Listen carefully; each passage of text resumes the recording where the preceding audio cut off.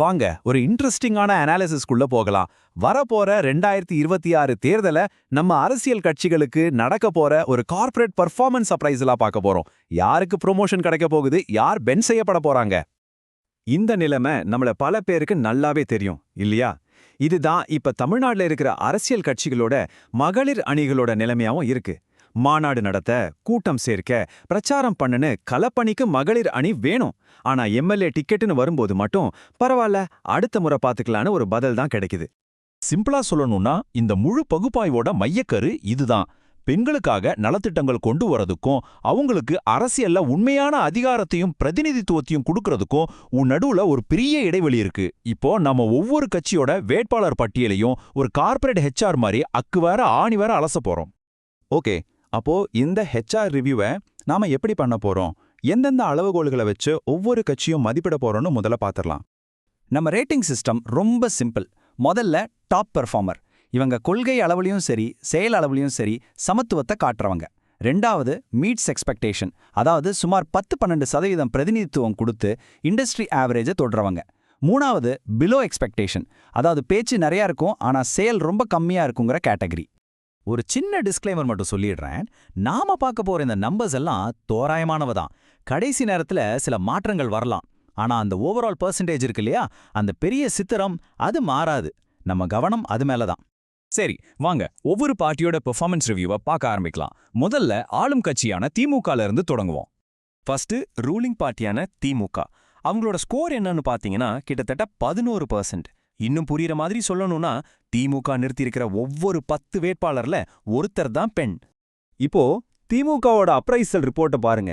Employee benefits, அதாவது மகளிருக்கான இலவச பேருந்து, உரிமை தொகை மாதிரி திட்டங்கள்ல அவங்களுக்கு 5 ஸ்டார் ரேட்டிங். ஆனா ப்ரொமோஷன் ரேஷியோ, அதாவது டிக்கெட் கொடுக்கறதுல வெறும் 2 ஸ்டார் தான்.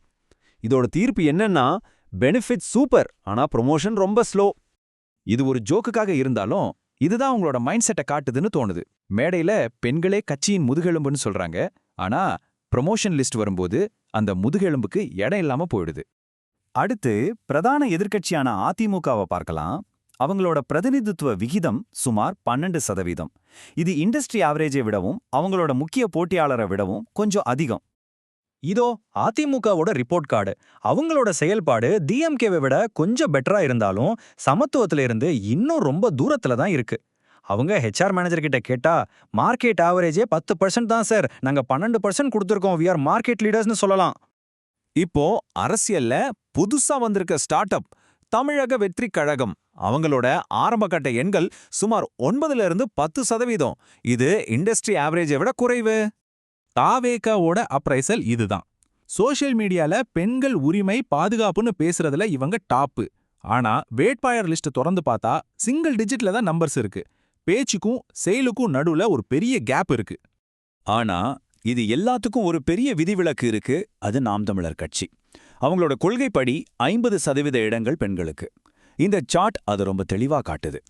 சோ நம்ம ஹெச்ஆர் அப்ரைசல்ல நாம் தமிழர் கட்சிக்கு தான் டாப் பெர்ஃபார்மர் அவார்ட். ஏன்னா அவங்க கொள்கையில என்ன சொல்றாங்களோ அதை அப்படியே அவங்களோட கேண்டிடேட் செலெக்ஷன்ல காட்டுறாங்க. அவங்க எத்தனை இடத்துல ஜெயிக்கிறாங்கன்றது ரெண்டாவது விஷயம். ஆனா பிரதிநிதித்துவம் விஷயத்துல அவங்க ஒரு பெஞ்ச் மார்க்கை செட் பண்ணிட்டாங்க. இந்த டேபிளை ஒட்டுமொத்தமா பார்க்கும்போது ஒரு விஷயம் ரொம்ப தெளிவா புரியுது. பெண்களோட வாக்குகளை வாங்க நலத்திட்டங்களை மட்டுமே நம்புறதுக்கும் அவங்கள அதிகாரத்துல பங்குதாரரா சேர்த்துக்கிறதுக்கும் நடுவில் ஒரு பெரிய வித்தியாசம் இருக்கு. ஆனா இந்த நம்பர்ஸ் மட்டும் போதுமா? இல்ல, இதுக்கு பின்னாடி ஒரு பெரிய ஆழமான அமைப்பு ரீதியான பிரச்சனை இருக்கு. எல்லா கட்சியிலையும் பெண் வேட்பாளர்களை பாதிக்கிற ஒரு விஷயம் இது. அதுக்கு பேர் தான் சிக்னல் தொகுதி உத்தி. அதாவது நாங்களும் பெண்களுக்கு வாய்ப்பு கொடுத்தோன்னு கணக்கு காட்டணும், அதுக்காக ஜெயிக்கிறதே கஷ்டம்னு நல்லா தெரிஞ்ச தொகுதியில ஒரு பெண் வேட்பாளரை நிறுத்துறது.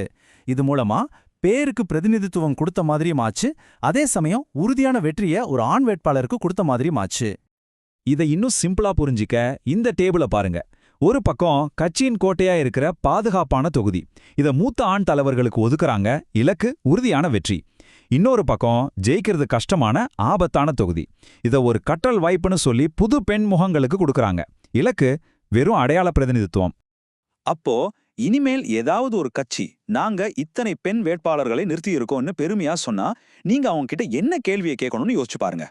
சிம்பிளா கேளுங்க, நீங்க நிறுத்தி இருக்கிற பெண் வேட்பாளர்கள்ல எத்தனை பேரு ஜெயிக்கக்கூடிய தொகுதிகள்ல நிக்கறாங்க, எத்தனை பேரு வெறும் சிக்னல் தொகுதிகள்ல நிக்கறாங்க?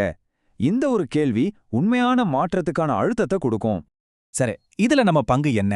வாக்காளர்களான நமக்கு என்ன வேலை இருக்கு? வாங்க அதை பத்தி பாப்போம். இந்த பிரச்சனையில நிஜமான முன்னேற்றம் இருக்கான்னு தெரிஞ்சுக்க நீங்க 3 விஷயத்த மட்டும் கவனிச்சா போதும். முதல்ல, இந்த பெண் வேட்பாளர்கள்ல எத்தனை பேர் ஜெயிக்கிறாங்கன்னு பாருங்க. ரெண்டாவதா, கட்சிகள் இந்த டிக்கெட் ஒதுக்கீடு பத்தி வெளிப்படையா பேசுறாங்களான்னு கவனிங்க. கடைசியா, நம்ம தொகுதியில ஒரு பெண் வேட்பாளர் இருக்காங்களான்ற கேள்வி ஒரு இயல்பான கேள்வியா மாறணும். சரி, இப்போ உங்களுக்கான ஒரு சின்ன கேள்வி. அரசியல்ல பெண்களுக்கு எது ரொம்ப முக்கியம்னு நினைக்கிறீங்க?